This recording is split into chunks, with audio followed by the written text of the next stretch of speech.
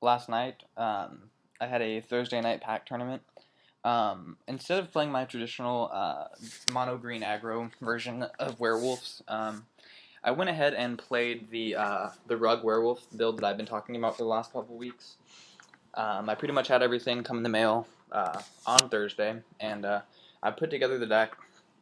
Now, before we get into any of the discussion about the deck, let me just preface it with one. This was my first time ever playing a blue deck that was like my own blue deck, meaning that I picked certain cards. I made choices like in the sense of what spells to run, what counter spells to run, um, and it was actually my first time just really piloting a deck that's a blue deck in a serious environment. Um, and so I did pretty well with it. There were times where I would mana leak things that shouldn't have been mana leaked, or really be aggressive with my ponders and shovel things back into the deck when I probably should have taken one of the top three cards. But obviously that comes from experience, and this was my first blue deck, so bear with me.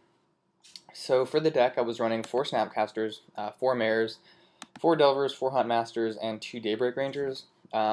Delver is just a really good card. Against my mono green deck, I usually never have any problems with it, but the rest of the format seems to really have issues with Delver. They just can't deal with it. If it flips turn 1, it's really good. And backing up a Delver with the Mare of Averbrook, which my deck can do pretty consistently, is really awesome.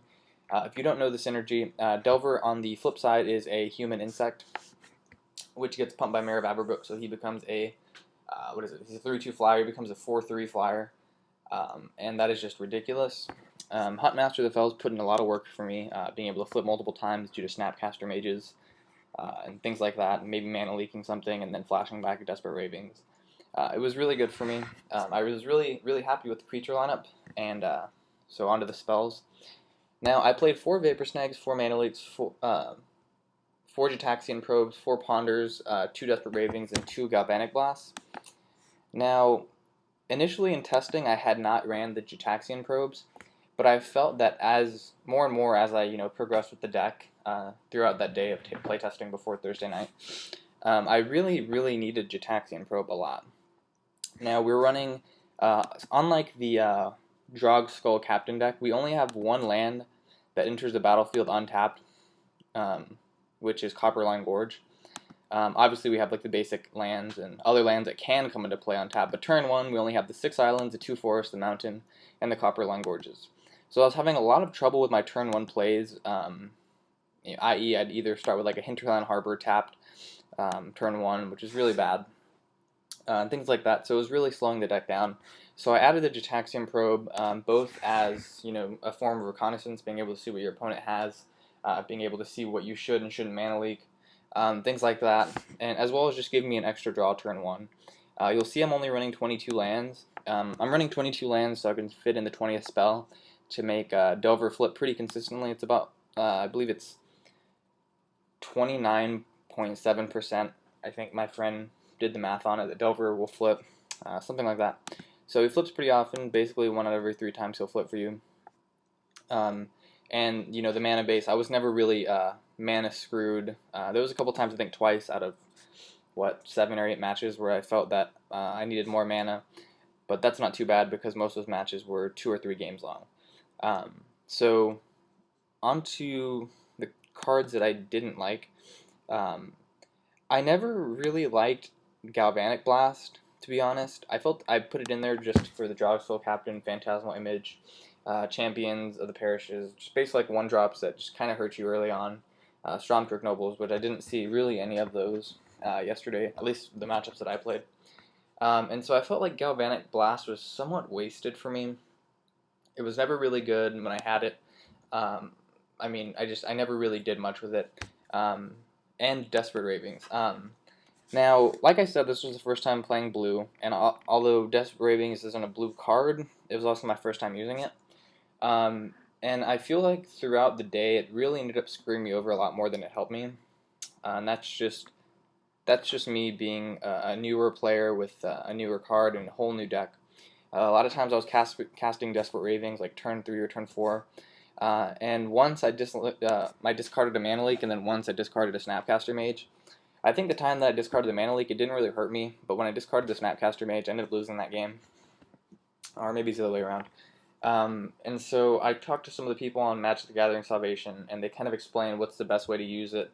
And so I'm going to possibly, I think, if I don't have to work today, go to FNM and try to use it differently. I felt like I was using it more of a think twice, where you hold your mana open. If they don't cast anything, or if they don't cast anything that you want to get rid of, you tap down 2 mana and just draw 2 cards, and then discard 1. So I felt like I was running it really more of a think twice instead of a desperate ravings, and once again correcting that. So sorry about that. So for the day, I played 4 matches in the tournament. I played a couple on the side, but I didn't really take notes on those.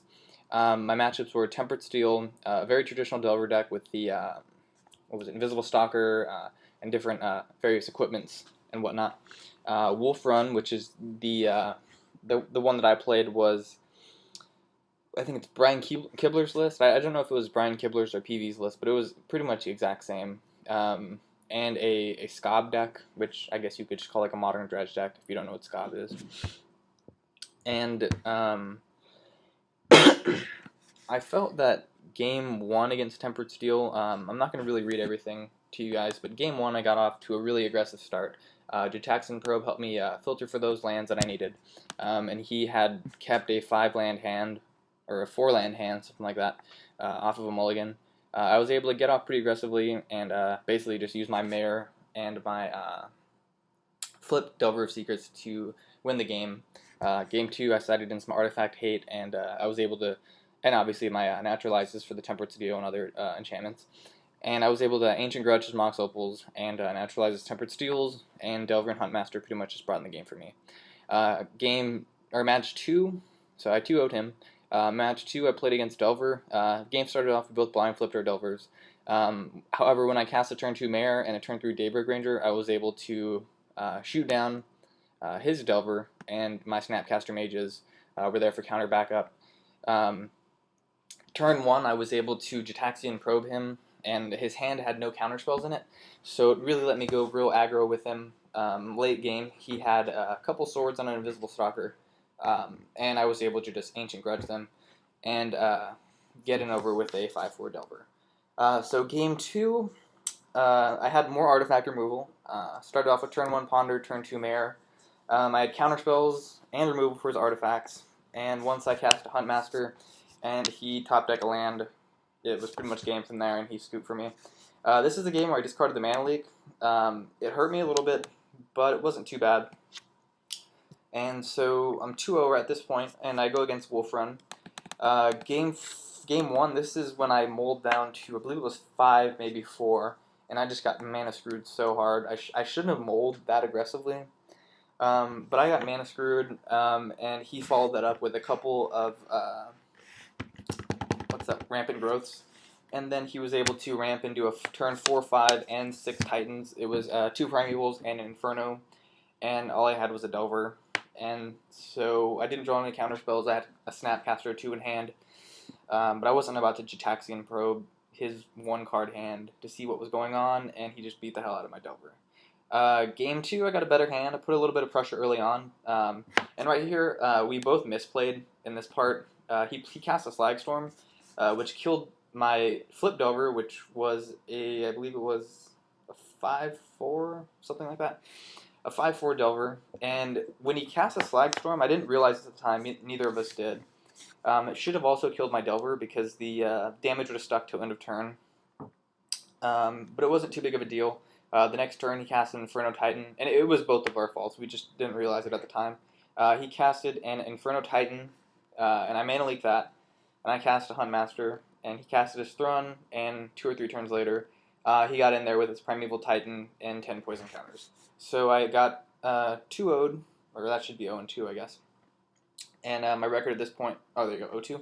And my record at this point was 2-1. So, match 4, at this point, I knew I needed to win pretty handily.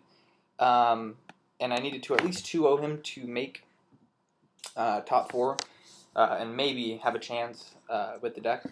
Game 1, I got off to a pretty good start. Got 2 Flip Delvers on turn 2, and then turn 3, I cast a Mare of Avabrook. actually 2 flip Delvers by turn 3 and a mare. Um, the dredge deck afterwards, I was looking at it, and it doesn't really have much protection. I think the only protection is dungeon guys, just being able to tap down threats, and he never casted against me game 1. I don't think he casted against me at all. And so his biggest threat that game was Splinter Fright, and I was able to just mana leak it and then just keep swinging in the air and pumping out wolf tokens, and he conceded pretty quickly.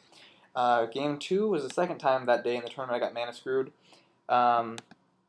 I desperately needed, I guess, ironically enough, a Desperate Ravings to kind of stay in the game almost, because he was milling really quickly on the play. So turn 2, I guess I accidentally, I randomly discarded a Snapcaster Mage, which really hurt me, like just really hurt me. I had a Mana Leak in hand and a Vapor Snag in hand. And he ends up curving out pretty nicely, and on turn 7 or 8, my board's pretty bad, and he was just picking my things off with Splinter Fright. He attacked with the Kestage Cagebreaker, which, if you don't know what it does, whenever it attacks, it brings in X number of 2/2 wolf tokens, where X is the number of creatures in your graveyard. I think he brought in like 11 2/2 wolf tokens, and I just had to scoop it up. So game 3, I opened up pretty strong. Jataxian probed turn 1 and drew the exact land I needed. I just needed a forest to kind of continue on with my curve. I was able to move forward, cast 2 mares by turn 3, and then turn 4 drop Huntmaster. I had some mana leaks in hand to protect him. And although his creatures were bigger than mine, I was able to put up a consistent number of chump blockers due to Huntmaster and the mare tokens, and able to constantly flip them, the Huntmaster and the mare, back and forth to my needs. And finally, he had like that gold tree. I think it's like a 13/13 tree creature. I Vapor Snagged it and took, what is it? Oh, and then his other threat. I Vapor Snagged that one and then Snapcastered another Vapor Snag to get both of his huge creatures off the board and swing in for the victory.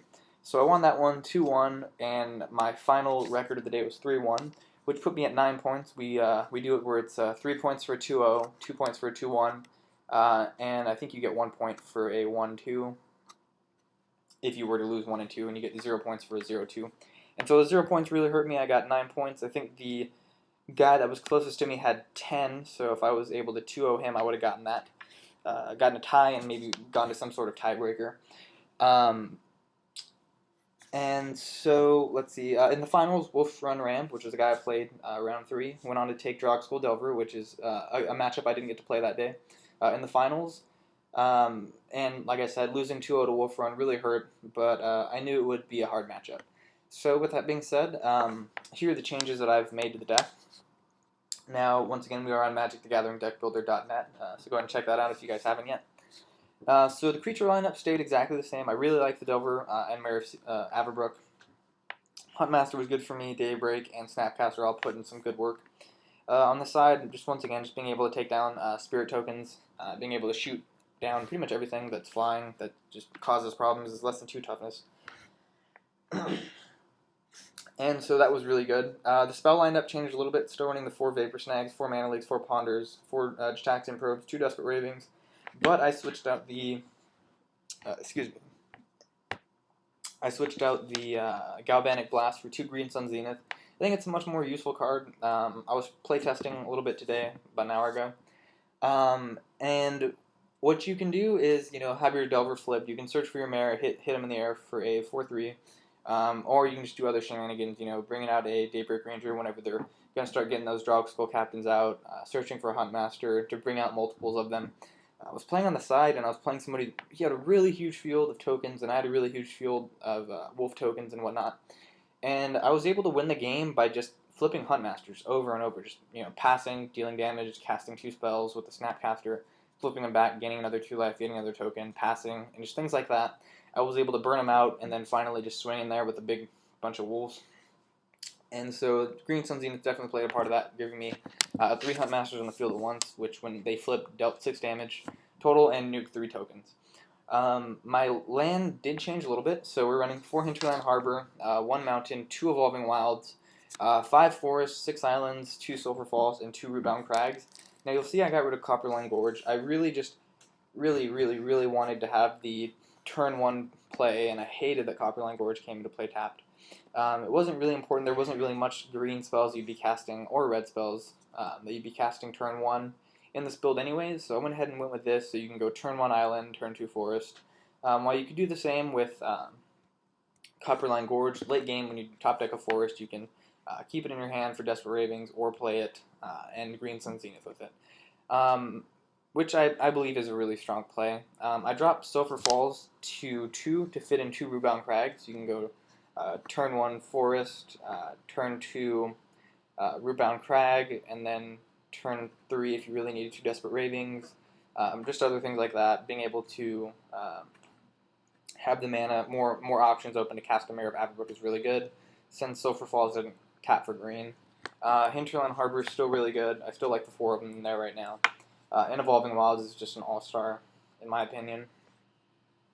And so I think that's pretty much all I have to talk about today for the deck.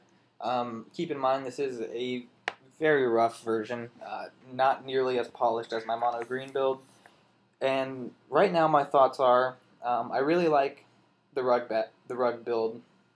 I think it gives a really interesting aspect to the deck, being able to control your flips really precisely. But right now, I think if I was to take it to a tournament, such as an FNM, I'm really on the fence on which one I would play. With this deck, I really don't even have like a real, intensively tested sideboard. And so I'll probably be going mono green tonight. So I probably won't have another update of this deck for probably until next Thursday, which is 6 days from now, where I can do more testing with it. But, I mean, it worked out well. I mean, the Snapcasters really carry you. Mana Leak is a really good card. I hate playing against it, but I love playing with it now. Ponder is just really good being able to dig. If you can go to Taxing Probe and then Ponder and search out for that basic land that you need, like maybe you need the Forest to cast your turn 2 Mare, it's just really good. You're really digging through your deck, and I really like that. Desperate Ravings, I'm going to give it another chance. If it doesn't work, I'll just drop it for Think Twice. A little bit safer of a play. But yeah, that's pretty much it, I guess.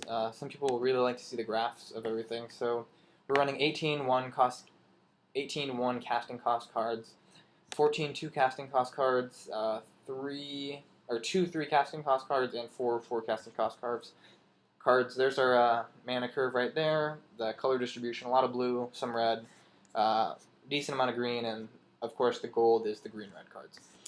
We're running 24 islands, 6 mountains, and 12 forests, and the card mana symbols, and there is our split of everything.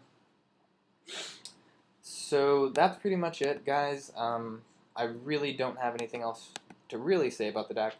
If you guys have any questions, comments, concerns, suggestions, let me know down below. And yeah, that's pretty much it. If you haven't entered my contest for a playset of Squadron Hawks, I'm going to be doing that drawing on Sunday, so go ahead and check the link down below in the description somewhere. And enter in for that. All you have to do is just let me know what your least favorite card to play against is. And yeah, like I said, I really need help with this deck. I know there's a lot of good blue players out there that could be watching this. If you guys notice anything wrong with my spells that I'm running, just let me know. I'm not running Dissipate right now, but if I did, I'd take out the Green Sun Zenith. Just because I found it a little bit hard in my testing to hit that 2 blue on turn 3 if you really needed it. But I do see its value, especially against like Titans and things like that, Wolf Run, where they can just easily pay the 3 mana for Mana Leap. And so I'm rambling now, so thanks for watching, guys. Rate, comment, subscribe. Peace.